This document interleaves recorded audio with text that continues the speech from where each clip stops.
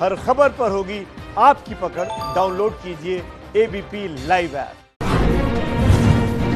नहीं थम रही देश में कोरोना की रफ्तार। 24 घंटे में 10,000 से ज्यादा केस के साथ भारत ने संक्रमण के मामले में ब्रिटेन को पीछे छोड़ा। 2,97,000 संक्रमितों के साथ भारत चौथे नंबर पर पहुंचा। पिछले 24 घंटे में 396 लोगों ने जान गंवाई। राजधानी दिल्ली में बहुत तेजी से बढ़ रहा है संक्रमण। पिछले 24 घंटे में सबसे ज्यादा 1,877 नए मामले सामने आए। 101 लोगों की मौत हुई। अस्पतालों की दुर्दशा और शवों की बदहाली पर सुप्रीम कोर्ट नाराज। कहा, हमें शवों से ज्यादा जिंदा लोगों की चिंता है। बीजेपी ने कहा, अब तो जागो केजरीवाल। दिल्ली में कोरोना के इलाज पर सुप्रीम कोर्ट ने जताई नाराजगी। कहा, शवों के साथ मरीजों का इलाज हो रहा है। दिल्ली में कम टेस्ट होने पर भी उठाए सवाल।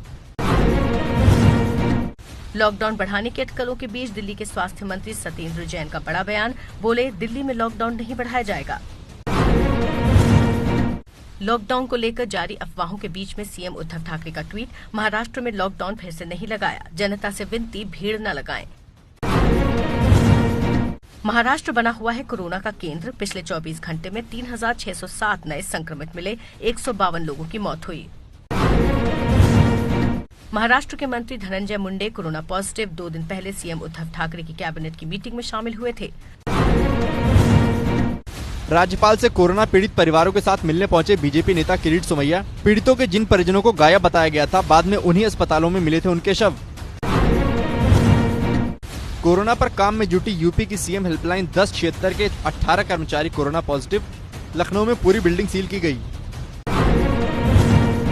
आगरा में 97 साल के बुजुर्ग ने दी कोरोना को मात। डीएम ने ट्वीट कर बोला, इनका हौसला हम सबके लिए प्रेरणा। यूपी के स्वास्थ्य मंत्री ने अस्पताल के दौरे में तोड़ा दूरी का नियम। पीलीभीत में अस्पताल में निरीक्षण के दौरान लगाई भीड़। भोपाल में कोरोना के बढ़ते मामलों की वजह से प्रशासन ने शनिवार और रविवार को बाजार बंद रखने का ऐलान किया। एमपी में कोरोना के 10,000 से ज्यादा मामले सामने आए हैं। लॉकडाउन में मजदूरों को 54 दिन का वेतन देने पर सुप्रीम कोर्ट ने बातचीत से मामला सुलझाने का आदेश दिया। केंद्र से 4 हफ्ते में हलफनामा दाखिल करने को कहा।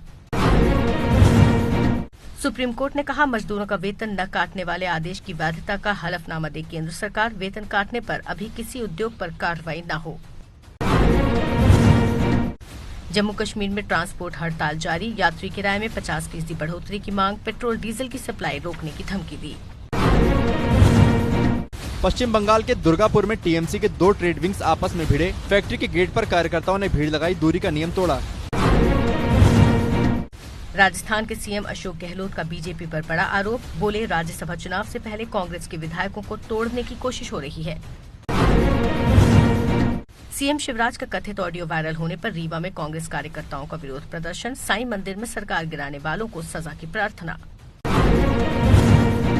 इंदौर में भी सीएम शिवराज के खिलाफ कांग्रेस कार्यकर्ताओं का विरोध प्रदर्शन। सोशल डिस्टेंसिंग की भी धज्जियां उड़ी। एमपी के राजगढ़ में फसल खरीद न होने पर किसानों का गुस्सा फूटा। नेशनल हाईवे पर 2 घंटे तक जाम लगाया। लालू यादव ने चिट्ठी में नीतीश पर निशाना साधा। कहा, बिहारवासी भूख से मर रहे हैं। सत्ता में बैठे लोगों को नींद कैसे आ जाती है। लालू की चिट्ठी पर बिहार के सूचना मंत्री बोले, कच्ची उम्र के तेजस्वी को बिहार पर थोप रहे हैं लालू। कहा, तेजस्वी भी पिता को मानते हैं भ्रष्टाचारी। तमिलनाडु में तमिल महिला कांग्रेस ने बीजेपी के साथ विलय किया। तमिलनाडु में 2021 में विधानसभा चुनाव होने हैं।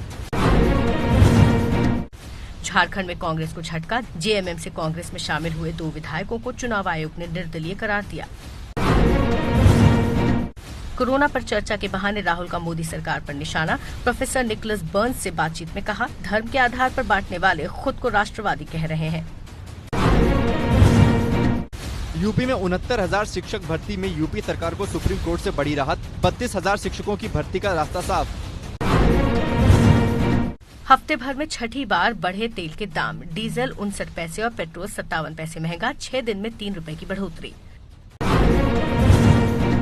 बातचीत के बीच चीन का 2 मुहा चेहरा। बर्फीले पहाड़ों पर बड़े टैंक से ट्रेनिंग करने का वीडियो सामने आया। कोरोना काल में भी बाज नहीं आ रहा पाकिस्तान। जम्मू कश्मीर के उरी में की गोलीबारी। सेना दे रही है मुंहतोड़ जवाब। कुपवाड़ा सेक्टर में पेट्रोलिंग के दौरान पाकिस्तान की फायरिंग में हल्द्वानी के सूबेदार यमुना प्रसाद शहीद, गांव में पसरा मातम। बिहार के सीतामढ़ी में भारत नेपाल बॉर्डर पर गोलाबारी की घटना सामने आई। एक भारतीय नागरिक की मौत हुई, 2 जख्मी। अनंतनाग में मारे गए सरपंच अजय पंडिता के परिवार को उपराज्यपाल प्रशासन की तरफ से 20 लाख की मदद, बोले जल्द हत्यारों को ढूंढ लेंगे।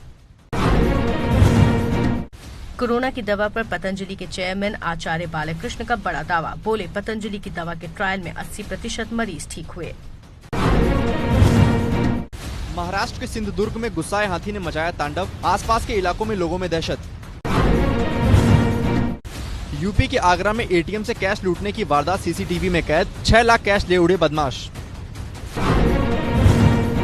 राजस्थान के प्रतापगढ़ में छात्रा को बंधक बनाने पर कई दिन तक बलात्कार करने वाला प्रकाश मीणा नाम का आरोपी गिरफ्तार।